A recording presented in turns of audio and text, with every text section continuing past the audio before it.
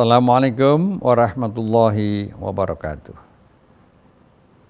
Semoga Allah Subhanahu wa Ta'ala senantiasa memberikan kekuatan jiwa raga kepada kita semuanya, umat Islam, umat manusia sedunia ini, sehingga kita bisa menikmati hidup ini dengan begitu nyaman. Caranya bagaimana kaum muslimin yang berbahagia? Kembali kepada pernyataan sebelumnya. Agama Islam adalah agama amaliyah. Tidak cukup agama Islam itu difikirkan melulu, diteorikan melulu. Itu penting. Bahkan harus ada satu teorisasi di dalam Islam itu secara dinamis. Teori dasarnya sudah ada, Quran dan Sunnah. Tetapi memerlukan dinamisasi. Namun daripada itu, yang tak kalah penting sekarang ini, agama Islam sebagai agama amal kita tarik ke dalam satu tema. Apa tema itu? Yaitu Islam kaitannya dengan etika bertetangga. Kelihatannya sederhana, namun lihatlah, apakah ada di masyarakat itu satu kelompok masyarakat yang saling tidak mengenal, tidak bisa menyelami kondisi sehari-hari satu dengan yang lain, apalagi tolong-menolong, apalagi mengajak yang bagus, mencegah yang mungkar.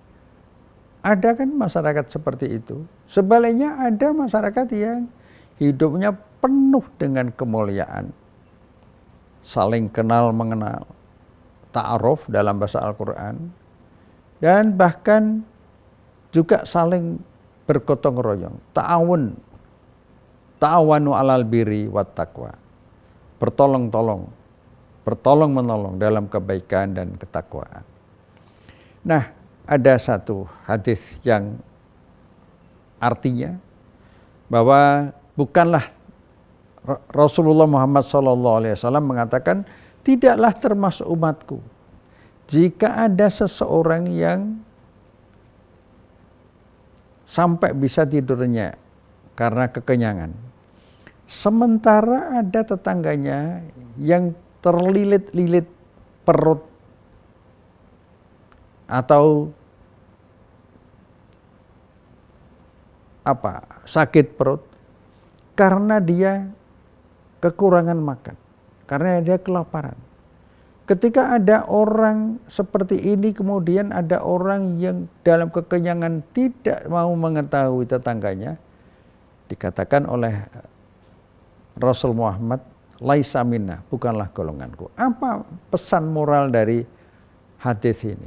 Pesan moralnya ialah bahwa agama Islam sangat menjunjung tinggi kepekaan sosial dengan tetangga dekat. Jika kita ini artikan secara lebih kritis, secara lebih sistematik, termasuk mencakup pengertian, tidaklah termasuk hamba golongan yang seperti Nabi Muhammad, tidak termasuk umatnya, jika ada sekelompok masyarakat yang melakukan satu akumulasi, satu pemusatan kekayaan melalui berbagai cara, menghisap sumber daya alam, menghisap yang lemah, sudah lemah dihisap dengan berbagai macam cara. Ada yang merentenkan duit, ada yang renten politik, pilkada pemilu dibiayai oleh cukong-cukong itu, dalam bahasa Betawi disebut dengan bohir. Kemudian setelah mereka menang, maka pemenang-pemenang dalam pilkada dan pemilu itu ditagih oleh bohir itu. Ditagih seperti apa? Ditagih untuk proyek-proyek yang diperlukan bagi kelompok bohir itu untuk memperkaya dirinya sendiri dengan satu akibat kemanusiaan. banyak masyarakat yang kemudian mengalami proses kemiskinan dan pemiskinan oleh kekuasaan, pemiskinan struktural, kekuasaan yang sesungguhnya dikendalikan oleh bohir-bohir atau skong tadi. Apakah ini termasuk kepada pengertian yang dimaksud oleh hadis Nabi tadi? Termasuk juga. Begitulah mulia agama Islam, terpujinya ajaran agama Islam itu.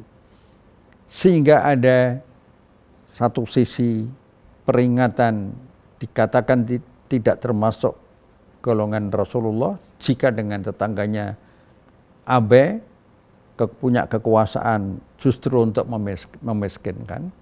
Sementara pada hadis lain disebutkan juga begitu mulianya orang yang peka kepada saudara-saudara dekatnya, dzawil qurba, tetangga dekat, tetangga jauh dan sebagainya, dan saling tolong-menolong.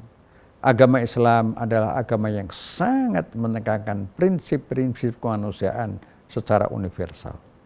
Mudah-mudahan kita bisa mengualkan, dan terima kasih, mudah-mudahan bermanfaat. Nasrun minallah wa fathun qarib wa basyiril mu'minin. Wassalamualaikum warahmatullahi wabarakatuh.